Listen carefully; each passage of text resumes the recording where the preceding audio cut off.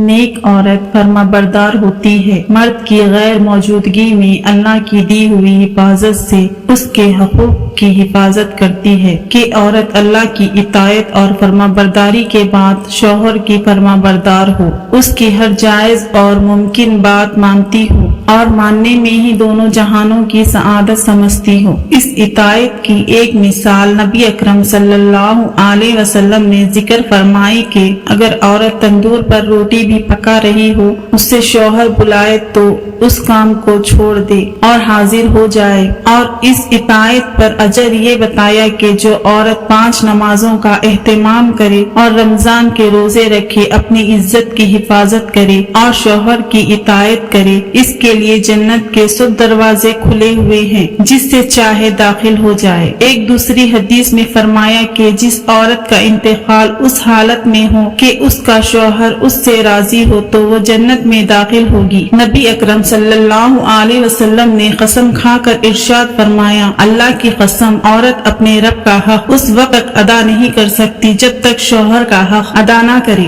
یعنی جائز امور میں شوہر کی اطاعت پر اللہ کی اطاعت منتظر ہے۔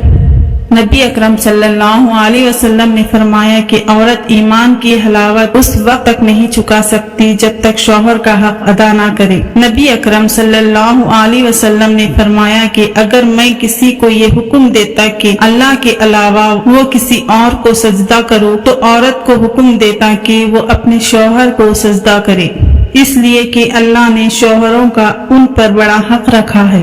دوسرا حق شوہر کے ہر مال کی حفاظت کرے، یعنی عورت کے ذمہ شوہر کا حق یہ ہے کہ اس کے مال کی حفاظت کرے، اس کے مال کو اس کی اجازت کے بغیر خرچ نہ کرے، اور مرد کو بھی چاہیے کہ وہ جائز کاموں میں خرچ کرنے کی اجازت دے دے، بخل نہ کرے۔ شوہر کے مال کی حفاظت میں یہ بات بھی داخل ہے کہ شوہر سے بیجا مطالبات نہ کرے، شوہر کی جو مالی حیثیت ہے اس کے مطابق اپنی ضرورت کو پورا کرنے کی کوشش کرے، خواہشات کے پیچھے نہ پڑے۔ اگر ایسے مطالبات کرے گی جن کو پورا کرنے کی شوہر کی حیثیت نہیں ہے تو ممکن ہے شوہر حرام مال میں ہاتھ ڈال دے جس سے دونوں کی آخرت برباد ہو جائے گی۔ چنانچہ اللہ کا ارشاد ہے، ہر وصیت رکھنے والا اپنی وصیت کے مطابق بیوی پر خرچ کرے، اور جو رزق کی تنگی میں مبتلا ہو تو جو کچھ اللہ نے اسے دیا ہے اس میں سے خرچ کرے۔ اللہ کسی انسان پر اس کی حیثیت سے زیادہ بوجھ نہیں ڈالتا۔ کوئی مشکل ہو تو اللہ اس کے بعد آسانی پیدا کر دے گا۔ عورت صبر کرے گی، تنگی کے حالات برداشت کرے گی تو اللہ نے اس آیت میں آسانی اور وسعت کا وعدہ دیا ہے۔ تیسرا حق شوہر کے بچوں کی حفاظت کرے، شوہر کے بچوں کی حفاظت کرے، یعنی ان کی اخلاقی تربیت کرے، ان کی ایسی حفاظت کرے کہ ان میں غیر اخلاقی جرائم نہ جنم لے، خیال رکھے کہ ان کا اٹھنا بیٹھنا کس کے ساتھ ہے، گھر میں کوئی ایسی چیز تو بچے لے کر نہیں آ رہے جس سے گھر کا ماحول خراب ہو، بے دینی اور بے حیائی پیدا ہو۔ چوتھا حق اپنی عزت کی حفاظت کرے، شوہر کی غیر موجودگی میں اپنی عزت کی حفاظت کرے، اپنے والدین کے علاوہ اور کسی ایسے آدمی سے بات چیت نہ رکھے جس سے شوہر منع کرتا ہو یا اسے ناگوار گزرتا ہو، اور کسی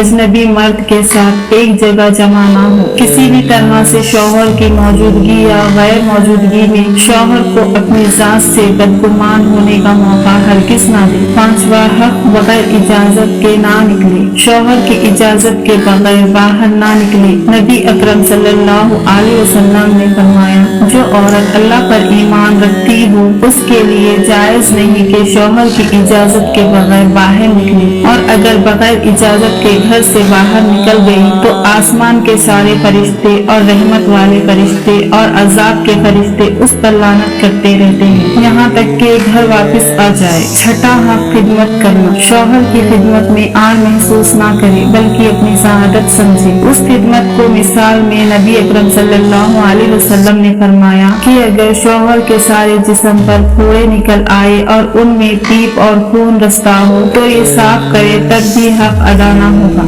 ایک حدیث میں فرمایا کہ اگر شوہر حکم دے کہ اس پہاڑ کو یہاں سے منتقل کر کے دوسری جگہ لے جاؤ تو اسے چاہیے کہ منع نہ کرے بلکہ کرنے کی کوشش کرے۔ सातवां हक शौहर के वालिदीन का एहतराम करे। शौहर के वालिदीन का दिल से एहतराम करना गोया कि शरई एतबार से उनकी खिदमत करना उसके जिम्मे लाजिम नहीं, ताहम शौहर की रजामंदी के लिए इखलाकी हक बनता है।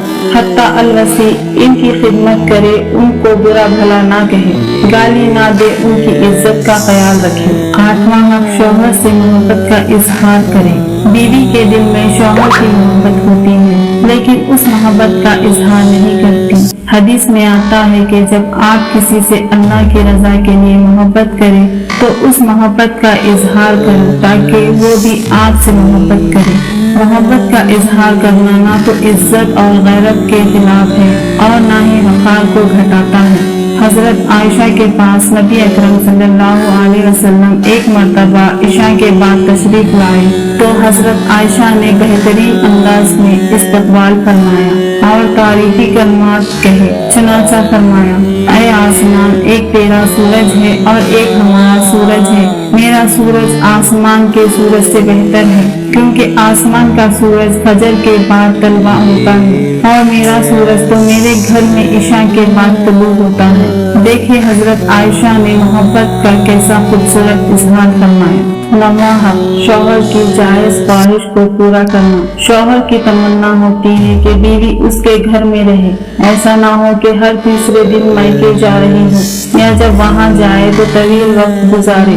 उसके मामले को शौहर की मंशा के मुताबिक चलाना चाहे। अगर वालिदीन से मुलाकात मकसूद है, कभी वो आ जाए कभी ये चली जाए और शौहर पर उसका बोझ भी ना डाले कि हर बार वो अपनी तमाम दीनी और दुनियावी मसरूफियात को छोड़कर उसको लेकर भी जाए और वापस भी लाए, बल्कि ये खिदमत अपने मालिक या भाई वगैरह से भी ले ले। और शौहर के लिए भी ये जायज नहीं कि वो बीवी को उसके वालिदीन के घर ले जाने और वापस ले आने से बिल्कुल ही इनकार कर दे और ये कहे कि ये मेरी जिम्मेदारी नहीं है, बल्कि एतदाल इख्तियार करे। बीवी को चाहिए कि वो अपनी खुशी पर शौहर की खुशी को तरजीह दे।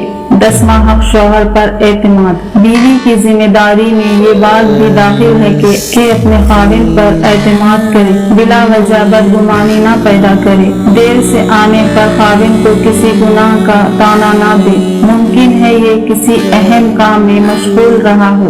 11वां हक शौहर के लिए बनाओ सिंगार इख्तियार करे, घर में अच्छा लिबास इख्तियार करे, रस्म रिवाज को ना देखे बल्कि ये देखे कि मेरे शौहर को कौन सा लिबास पसंद है। बाहर कैसा भी फैशन चल रहा हो, उसे वही लिबास इख्तियार करना चाहिए जो शौहर को अच्छा लगता हो। घर में जो आया पहन लिया और जब बाहर निकले तो बन संवर कर निकले, ये नेक औरतों का काम नहीं है। नबी अकरम सल्लल्लाहु अलैहि वसल्लम ने नेक औरत की ये पहचान बताई है कि शौहर को उसे देखकर खुशी हो। 12वां हक शौहर का वक़ार बढ़ाना। बच्चों के निगाहों में, अपने वालिदीन की निगाहों में और दीगर खानदान वालों की निगाहों में अपने शौहर की इज्जत को बढ़ाइए, उसकी अच्छाई का तज़किरा करें। 13वां हक शौहर की दीन की फिक्र करना। अल्लाह पाक का इरशाद है, ऐ अहले ईमान, अपने आप को और अपने घर वालों को जहन्नम की आग से बचाओ। ये हुक्म औरतों को भी है कि अपने शौहरों को जहन्नम की आग से बचाने की फिक्र करें। उस बात का खास ख्याल रखिए कि हराम की कमाई ना लेके आए